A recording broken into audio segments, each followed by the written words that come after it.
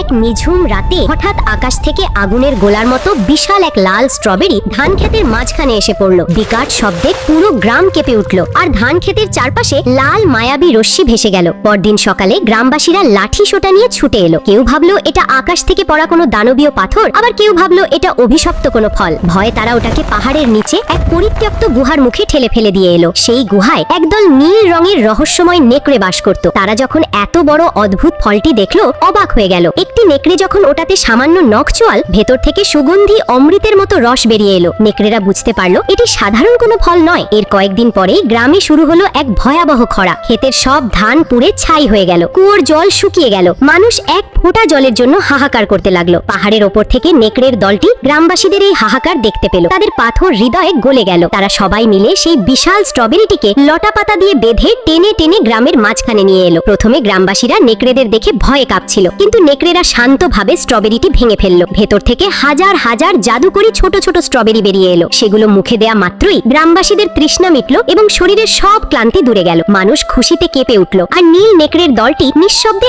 আবার পাহাড়ে ফিরে গেল।